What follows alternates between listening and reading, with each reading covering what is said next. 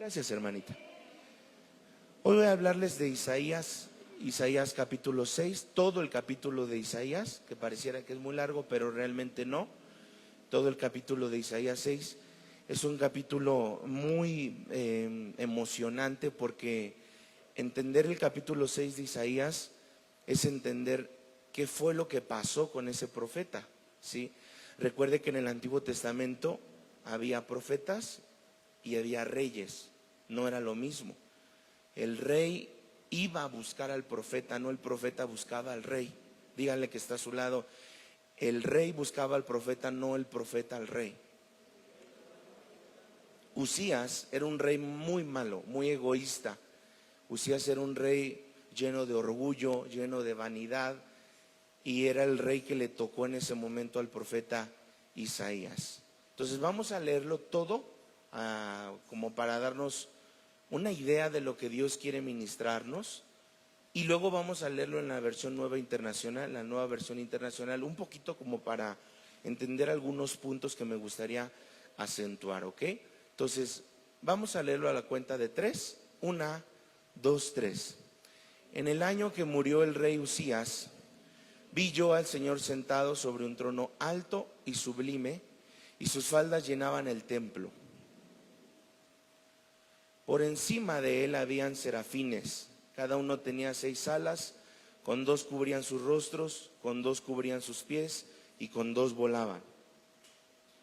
Y el uno al otro daba voces diciendo: Santo, Santo, Santo, Jehová de los ejércitos. Toda la tierra, diga, toda la tierra está llena de su gloria. Y los quiciales de las puertas se estremecieron con la voz del que clamaba, y la casa se llenó de humo. Entonces dije: ay de mí, que soy muerto, porque siendo hombre inmundo de labios y habitando en medio del pueblo que tiene labios inmundos, han visto mis ojos al Rey, Jehová de los ejércitos. Y voló hacia mí uno de los serafines, teniendo en su mano un carbón encendido. Levanten su mano los servidores de los encuentros. ¿Quién ha servido en un encuentro?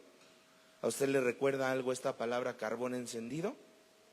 Dice, escuche esto: teniendo en su mano un carbón encendido, tomado del altar con unas tenazas, no con pinzas, con unas tenazas específicas que ahorita le voy a explicar qué significa, y tocando con él sobre mi boca, dijo: he aquí que esto tocó tus labios, y es quitada tu culpa y limpio tu pecado. ¿Cómo se habrá sentido en ese momento Isaías? Que el Señor lo tocó con un carbón encendido, le quitó su culpa y le quitó su pecado. ¿Cómo se habrá sentido? ¿Ustedes cómo creen que se sintieron? ¿Que se sentía Isaías? Pues como nuevo. Yo creo como un hombre nuevo. Muchas veces lo que nos impide avanzar es la culpa, el pecado. Pues dice la Biblia que el serafín tocó con un carbón y le dijo, ¿verdad? Al tocar sus labios: se te quita tu culpa, se te quita tu pecado. Pero inmediatamente, dice el versículo 8, después oí la voz del Señor que decía: ¿a quién enviaré y quién irá por nosotros?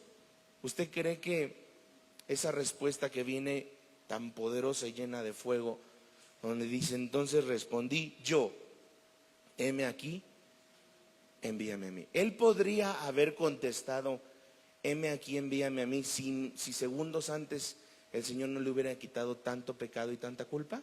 No. ¿Por qué servimos a Dios? ¿Por qué nos atrevemos a decir: heme aquí, envíame a mí? Porque el Señor nos limpió primero del pecado y de la culpa. ¿Ok? Entonces vamos otra vez al versículo 1 y quiero hablarle. Primero hay que entender quién era Isaías. Isaías era un profeta muy bendecido, pero era un profeta muy diferente del capítulo 1 al capítulo 5. En el capítulo 6, que es el que vamos a estudiar, ahí comenzó el verdadero Isaías. Ahí hubo un rompimiento entre el hombre viejo de lo que era Isaías y el hombre bueno, el hombre nuevo del que Dios quería formar, un gran profeta, que por supuesto iba a ser la base profética para la primera venida de Jesucristo. Entonces no era cualquier persona. Isaías era un hombre que era un profeta más, un profeta simplemente que estaba en el anonimato, un profeta que se mantenía sirviendo, pero de manera regular, de manera, no dudo que de manera fiel. Pero el Isaías que usted ve del capítulo 1 al capítulo 5 no era un Isaías que había tocado la gloria de Dios. Ese Isaías que usted ve del 1 al 5 era un Isaías simplemente que había sido adiestrado en la escuela de profetas. Y ya. Es como cuando alguien, ¿verdad?, dice: yo terminé la licenciatura en teología, ya soy pastor. No, ¿sabes cuándo vas a ser pastor? Cuando empieces a servir y a ganar experiencia de lo que es ser un pastor, un profeta, decía hace rato Yoli, un evangelista. Pero un papel no te hace evangelista. Lo mismo Isaías. Isaías del capítulo 1 al 5 tenía el papel. Dígale al que está a su lado, solo tenía un papel. No más. No más, era simplemente un papel. Pero en el capítulo 6 chocó con la gracia de Dios, que es aquí donde por eso el versículo, o los que tienen en su Biblia la Reina Valera, dice visión y llamamiento de Isaías. Visión y llamamiento de Isaías. Entonces, volviendo al versículo 1, dice: en el año en que murió el rey Usías. ¿Sabes? Para que el Señor pudiera comenzar en la vida del profeta Isaías a hacer cosas sobrenaturales, como lo que vamos a ver, primero tenía que morir Usías, que representaba el hombre egoísta, altanero, el hombre que representaba soberbia, el hombre que representaba lo viejo. Pero ese hombre llamado Usías pues le estorbaba al profeta, porque dice que hasta que murió. Y hay cosas en nuestra vida que tienen que morir para que nazcan otras cosas nuevas en el Señor. Porque yo lo veo en el capítulo 1, 2, 3, 4 y 5. Usías todavía tenía vida y no era nada de Isaías. Como que ese rey llamado Usías le estorbaba. Y hay cosas en nuestra vida que nos estorban para que dé a luz. Por eso dice la Biblia: hasta que la semilla no muere, no puede haber vida. Y eso es lo que pasa con el profeta Isaías. Usías le estorbaba, y hay cosas en nuestra vida que nos estorban. Hay cosas en nuestra vida que tienen que morir, y que si nosotros pudiéramos nombrar, ¿verdad?, específicamente aquí al rey Usías, porque no dice profeta, véalo bien, dice rey. Entonces, cuando yo le dije hace un minuto, repita conmigo: el rey va al profeta, no el profeta va al rey. Esto es muy importante, porque este rey, llamado Usías, era de los peores que usted va a conocer en la Biblia. Al punto que Usías llegó un día a decir: el rey no va al profeta. Ahora digo yo que el profeta viene al rey. ¿Eso de qué le hablaba? De un corazón orgulloso. Un corazón en el cual el rey era como David. David necesitaba un Natán.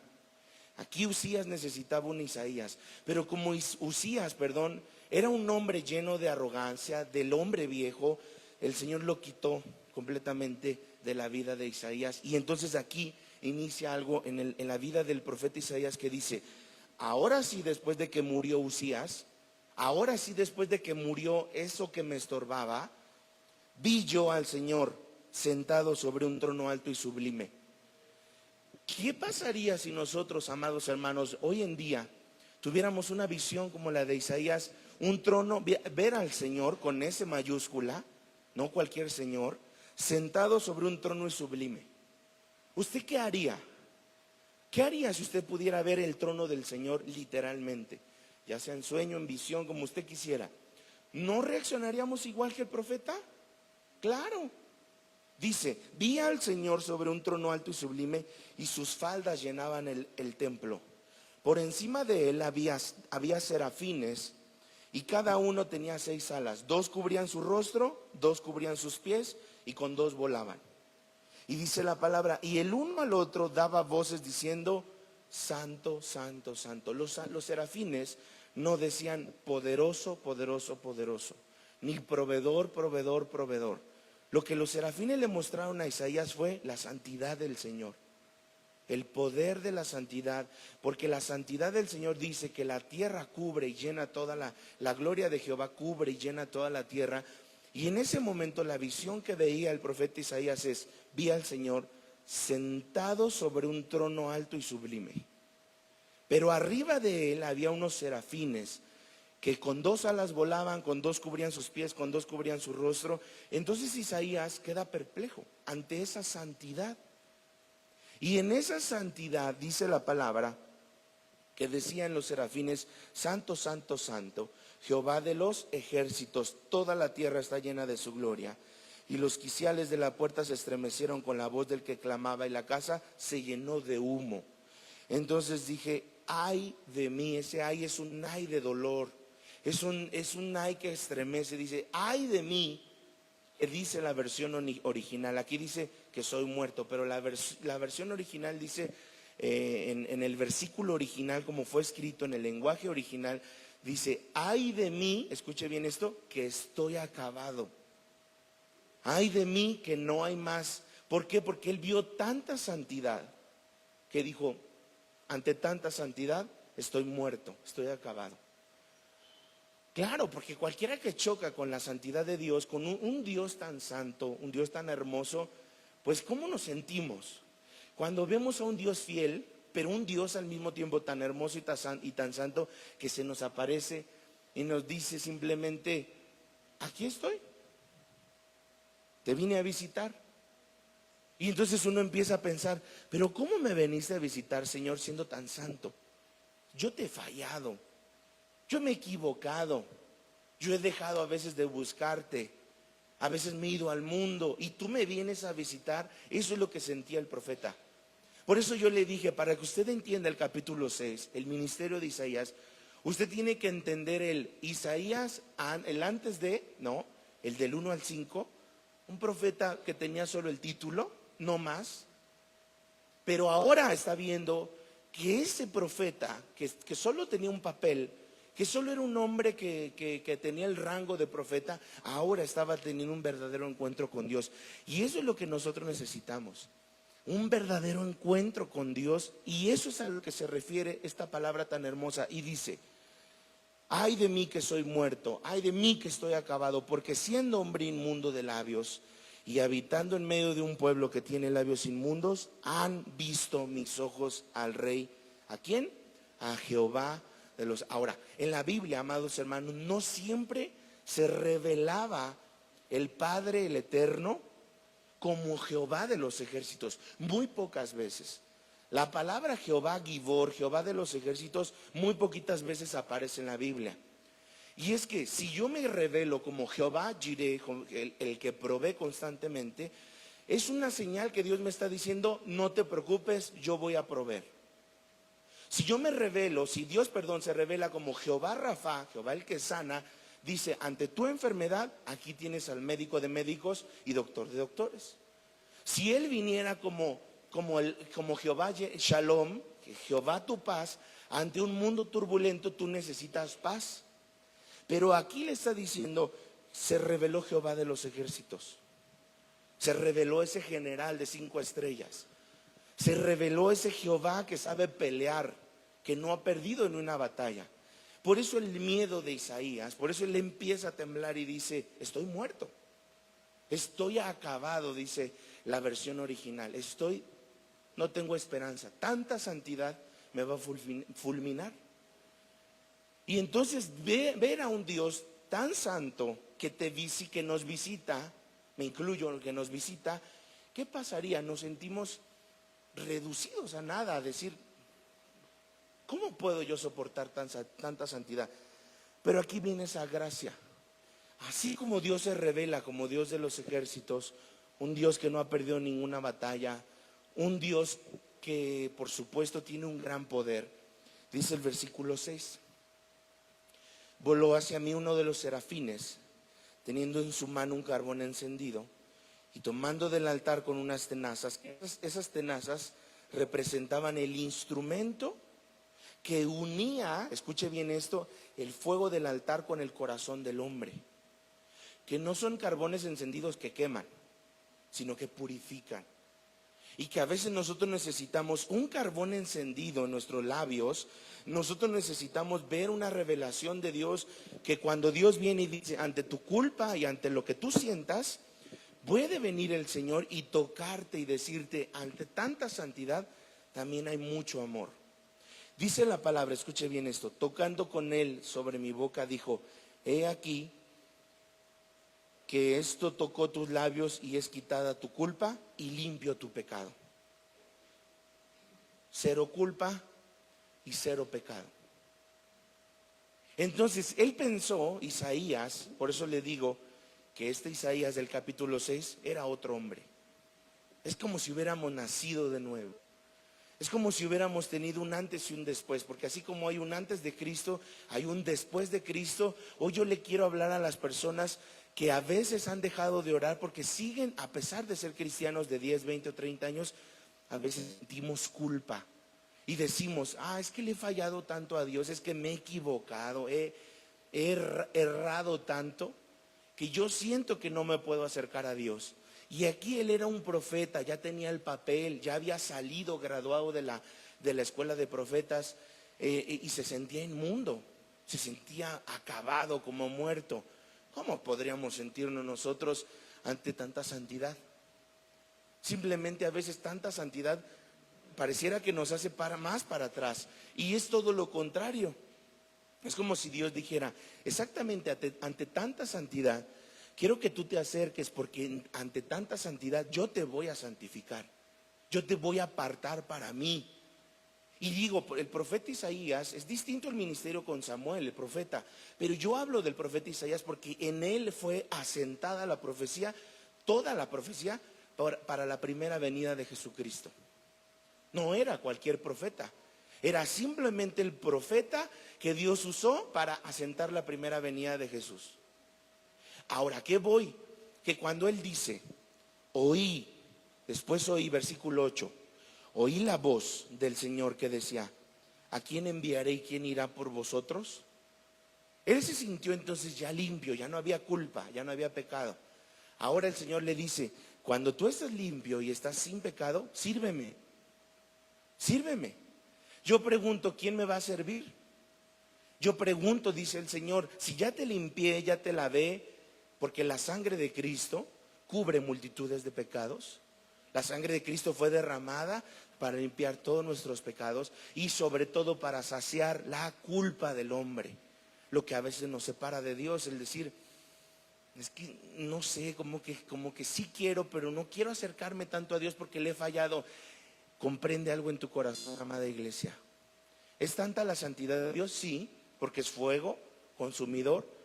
Pero aquí también vemos que en esa revelación de tanta santidad hubo una revelación que se llama amor. Y que tú puedes hoy estar sintiendo que la culpa no te deja acercarte a Dios.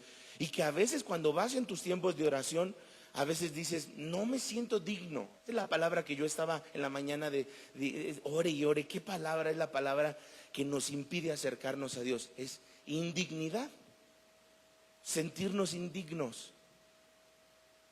Y hoy, ¿sabes por qué tú eres digno de acercarte a Dios? No por tus obras, sino por Cristo. Porque Él te lavó tanto con su sangre que cuando Dios el Padre, ese Dios que estaba en un trono alto, sublime, rodeado de serafines que dicen santo, santo, santo, santo, es ese mismo Dios que cuando Él se asoma para verte, Él te ve cubierto con la sangre de Jesús. Y por eso dice, bienvenido, bienvenido, ven, pasa. Ven, acércate a mi mesa. Entonces nosotros en nuestra indignidad a veces decimos, no puedo, no me siento limpio, pero Dios no te ve con tus propias obras. Dios te ve lavado con la preciosa sangre de Jesús. Cuando tú sientas que te cuesta trabajo entrar a la presencia de Dios por indignidad, no porque en tu cabeza a veces hay como mucho ruido mental y quieres orar, pero pasan miles de pensamientos.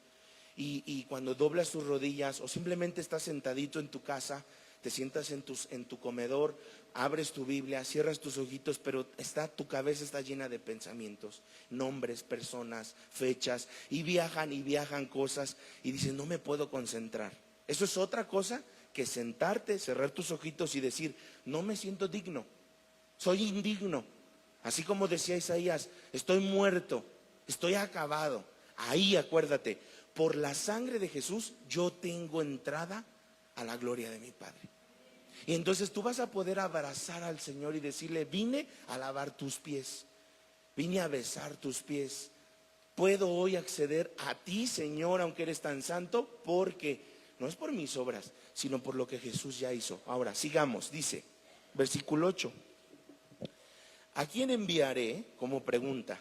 ¿Y quién irá por nosotros? Entonces respondí yo, heme aquí, envíame a mí. Y dijo, anda y di a este pueblo, oíd bien y no entendáis. Ved por cierto, mas no comprendáis. Engruesa el corazón de este pueblo y agrava sus oídos y ciega sus ojos para que no vean con sus ojos ni oigan con sus oídos, ni su corazón entienda ni se convierta y haya para él sanidad. Y yo dije, ¿hasta cuándo, Señor? Y respondió él, hasta que las ciudades estén asoladas y sin morador, y no haya hombres en las casas, y la tierra esté hecha un desierto. Hasta que Jehová haya echado lejos a los hombres y multiplicado los lugares abandonados en medio de la tierra. 13. Y si quedare aún en ella la 10ª parte, ésta volverá a ser destruida. Pero como el roble y la encina, que al ser cortados aún queda el tronco, así será el tronco, la simiente santa, o sea, Israel. Pero aquí vamos ahora sí, ¿me ayudas, hermanito Oscar, a pasarlo a la nueva versión internacional? Sí, desde el 1. Quiero que vean, porque estuve leyendo varias versiones, tratando de buscar una versión un poco más, con un lenguaje un poco más actual, para entenderlo. Entonces vamos desde el 1, ahí está bien, dice, el año de la muerte del rey Usías, ese mismo año, vi al Señor excelso y sublime sentado en un trono, y las orlas de su manto llenaban el templo. 2. Por encima de él había serafines. Acuérdese que los serafines, en comparación con los querubines, es que el ministerio de los serafines es solo ministrar el lugar donde está Dios, ¿sí? Los querubines no, los querubines tienen un alto impacto, o sea, tienen una conexión, ellos pueden moverse, no tienen que estar forzosamente en el lugar santo donde está Dios, pero los serafines no hay movimiento, no hay manera de a dónde hacerse. Su ministerio de los serafines, que no son por supuesto seres muy bonitos que digamos, ¿no? Porque tú ves una figura que tienen 6 alas, ¿no? Y que en esas 6 alas se cubren el rostro, otras cubren el pie, o con otras vuelan. No te imaginas que sea como algo muy bonito que digamos, pero bueno, estos serafines están directamente, escuche bien esto, en la presencia de Dios todo el tiempo. Y muchos de ellos, cuando dicen la palabra santo, santo, santo, que esa es una palabra que se repite en el Apocalipsis, los ancianos, los seres vivientes, el pueblo de Dios, el pueblo elegido de Dios, entiende que la palabra santo, santo, santo es lo más agradable que tú le puedes dar a Él. Pero aquí hay algo importante, porque habla de 3, sí, cuando tú usas una palabra y tú todavía le añades a esa palabra de decir simplemente santo, no, yo le agrego todavía 2 veces más santo para que quede un total de santo, santo, santo. Habla de una santidad que no se puede encontrar aquí en la tierra. Entonces hay muchos serafines ante esa santidad que se queman, literal, se chamuscan, se queman. Y Dios vuelve a crear más serafines, porque es como cuando nosotros leemos en la Biblia, es que Satanás se llevó una 1/3 parte de los ángeles. Sí, pero él se quedó con toda la fábrica. ¿Y qué importa si el enemigo se llevó una 1/3 parte? ¿Quién tiene la fábrica? El Señor. Él puede seguir haciendo todos los serafines, querubines, ángeles y arcángeles que quiera. Pero al menos los serafines, imagine ministrar en el lugar donde está la presencia y la santidad tan grande de Dios. Ahí están. Por eso es que ese serafín tuvo un contacto con Isaías. No es que Dios mismo haya ido y haya tomado las tenazas y hubiera puesto un carbón en su labio. No, el serafín lo hizo, porque el serafín estaba cargado de esa santidad. Entonces es como que Dios estaba en su trono y solo él miró como el serafín fue, lleno el corazón de Isaías de tanta culpa. Por eso es que si usted quiere entender en casita un poquito más este mensaje, tiene que leer la vida anterior de Isaías, que es todo el capítulo 1, el 2, el 3, el 4 y el 5. Identificarnos, porque así nos identificábamos antes, como el profeta que simplemente conocía por la letra al Señor, pero no en el espíritu. Y la Biblia dice que la letra mata, más el espíritu vivifica. Ese era el profeta del capítulo 1 al 5, el de la letra. Solo eso. Ahora estamos hablando de un profeta, no, porque ahora, si usted sigue leyendo, ya olvídese del 1 al 5. Ahora empieza del 6 en adelante. El 6 es el llamado, esa es la visión que tuvo Isaías para ser llamado. Y usted empieza a leer aún Isaías del 7 en adelante, gloria. Por eso hace rato que decía mi hermana Yolis, ¿cómo es la vida en el cielo? A él se le reveló en Isaías 64 y 65. ¿Cómo sería la vida? ¿Cómo vamos a vivir en el cielo? Está revelado en Isaías. 2 capítulos, 64 y 65. Súmele Apocalipsis 22. Con eso se podría hasta sacar una prédica. Para que usted un día que le pregunten, oye, ¿cómo tú vas a estar en el cielo? Me voy a estar gozando. Para empezar, casa ya tienes. Porque yo creo que los que están aquí sí sabían que ya Jesús se adelantó a preparar morada. O usted todavía como que quiere lo que no es el crédito que no ejerció de Infonavit, lo que va a querer allá ejercer. No, allá ya tienes casa. Allá ya hay casa, allá el Señor ya se adelantó, dice, yo ya me adelanto. ¿Sabían que esa promesa, cuando el Señor le habla a sus discípulos y les dice, yo me voy a adelantar a prepararle morada, ahí estaba Judas también?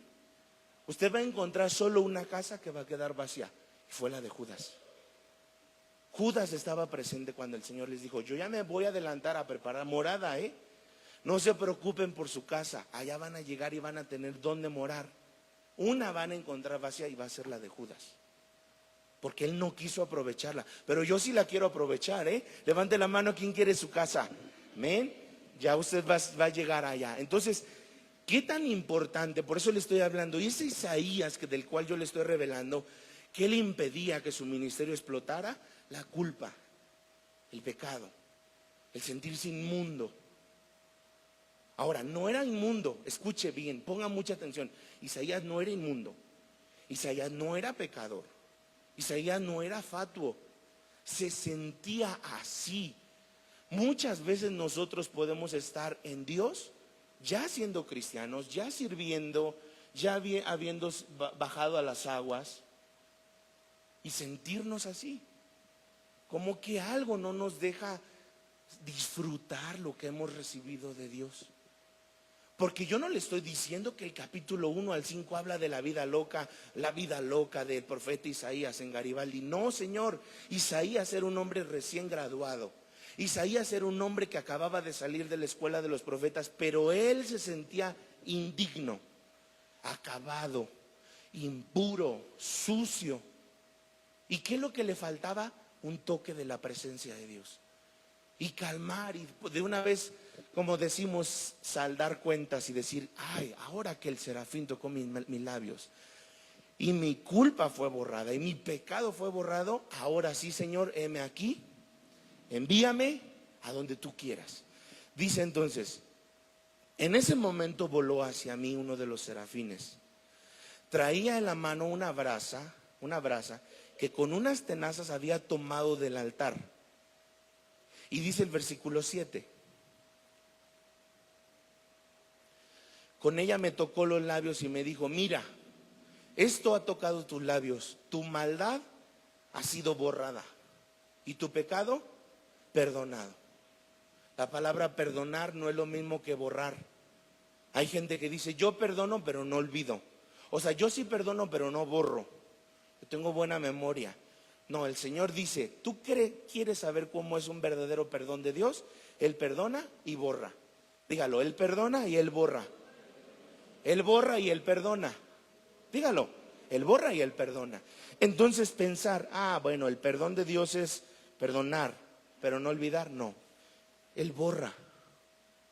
El significado que es borrar es ya no recordar. Él nunca te va a sacar porque Él no es el diablo. El diablo sí te va a estar recordando de dónde te sacó, lo que hacíamos, dónde bailábamos, dónde nos metíamos, cuántas botellas te tomabas. En las fiestas eras el alma de la fiesta, ¿verdad? Terminabas abajo de las mesas gateando, bien tomado. Y el diablo, mira, es astuto. El diablo es astuto, pero Dios dice, ¿de qué me hablas? Si yo ya borré todo. Y eso es lo que yo te quiero dejar hoy. Tú puedes conocer al Señor, puedes haber bajado a las aguas, haber tomado encuentro, haber ido a haber escuchado miles de escuelas proféticas, estudiar la palabra, como decía hace rato mi hermana, 4 veces, o sea, por lo menos 4 veces en esta iglesia se ha estudiado la Biblia completa. Aún así poderte sentir indigno, impuro, culpable. Y eso ha sido porque el diablo te lo ha querido poner en tu corazón. Ese pensamiento de no puedo acercarme tanto al altar, tanto al Señor, tanto a mi Dios, porque algo me falta, eso es algo completamente diabólico. Porque es como decir, la sangre de Cristo me cubrió solo un 90%. La sangre de Cristo solo me lavó un 99.9%. No, un 99.9% no es 100%. Y la sangre de Cristo es tan poderosa que nos limpió y nos lavó un 100%, a totalidad. Entonces cuando tú vayas al Señor y sientas esa indignidad y sientas que no puedes entrar a la presencia por indignidad, recuerda lo que te estoy hablando. Dios murió, Jesús murió en la cruz por tu pecado, el de ayer, el de hoy y el de mañana, porque Él sabe que también vamos a pecar. Entonces Dios dice, yo ya te limpié, entra con la sangre y dile, Padre, yo entro hoy a tu presencia, aunque me pueda sentir indigno en mi mente y en mi corazón, yo sé que la Biblia no dice eso. Yo sé que la Biblia dice que con tu sangre preciosa, Señor Jesús, tú me limpiaste y ahora me haces apto, digno, limpio. Me das acceso. Dice que dice la palabra de Dios que el velo se rasgó, ¿verdad? Se rasgó a la mitad. O sea, hoy no tienes una limitante para entrar a la presencia de Dios. Hoy estás en esa libertad. Por eso hay un canto que ahorita le había pedido a Noé un canto, pero se me vino un canto que me gustaría que el anciano Chris lo cantara con las hermanas, que dice eso: tú eres santo, santo, santo, santo. Es decir, cuando tú lo cantas, muchos lo cantan por cantar, ¿no? Por eso yo le digo, hay música de iglesia y hay música para el carro. Hay música. Yo no me pondría aquí un domingo a cantar a Redimido, sin embargo se me hace buena música y lo pongo en el carro, ¿verdad? Hay música de iglesia y eso es lo que te expone.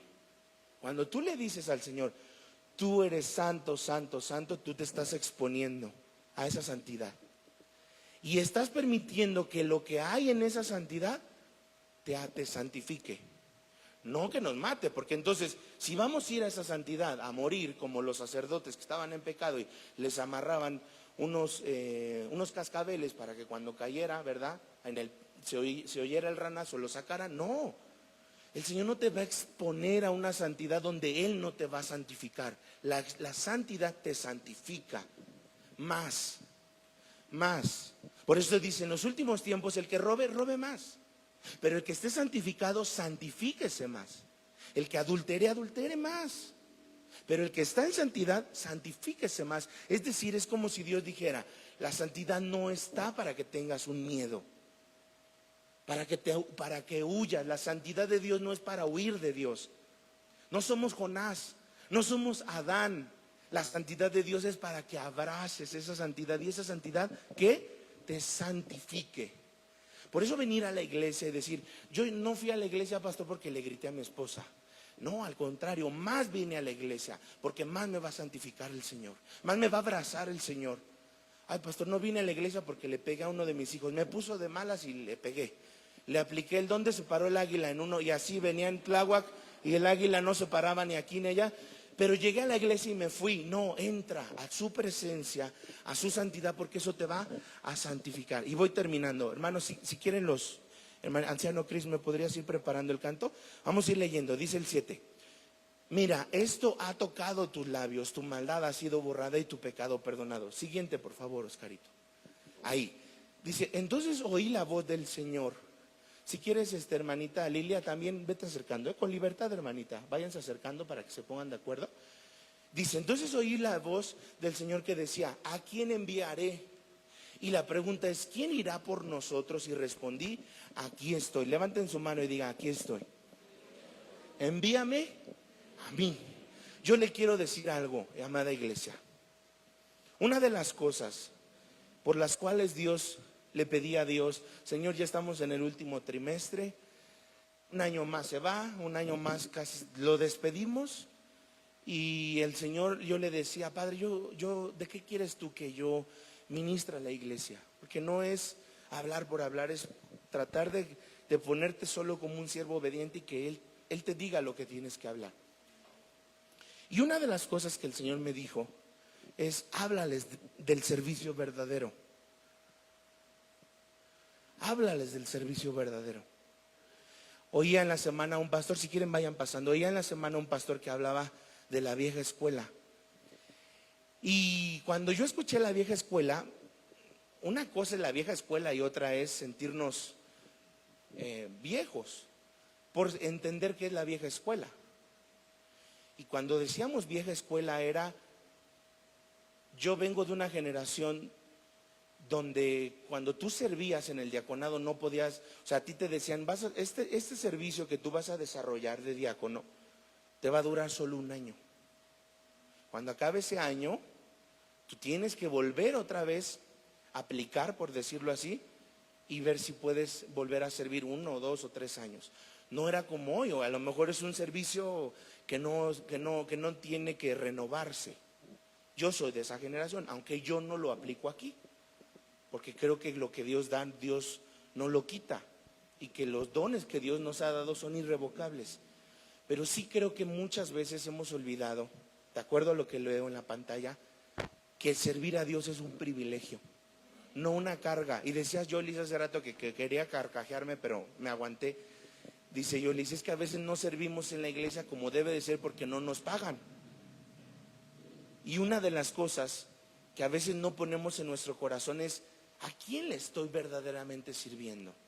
Isaías tuvo le hace la pregunta, fíjense qué caballero, qué romántico, qué hermoso es el Señor, le dice.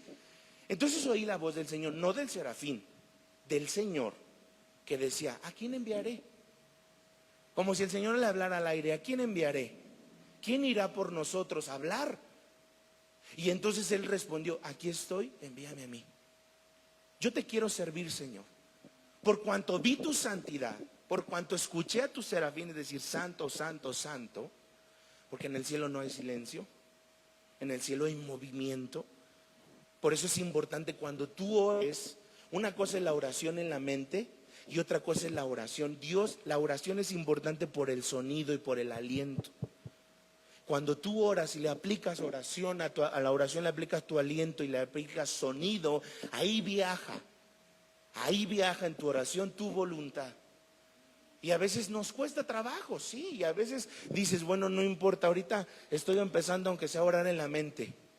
Y cierras tus ojos y ahí estás orando en tu mente, ¿verdad? Porque si tú vas en un transporte, pues no te veo ahí orando en el metrobús ahí en lenguas, ¿verdad? En voz alta, te bajan. Entonces, pero ¿y qué tal cuando estás en tu casa y no necesitas orar en la mente? Habla tu boca, abre tu boca y dile, Señor, he aquí, envíame a mí. Yo te quiero servir. Yo te quiero servir. Y eso es a lo que yo quiero dejarles hoy. Quítate la culpa, el temor, la tristeza y simplemente vamos a su presencia y digamos con autoridad, con paz en nuestro corazón.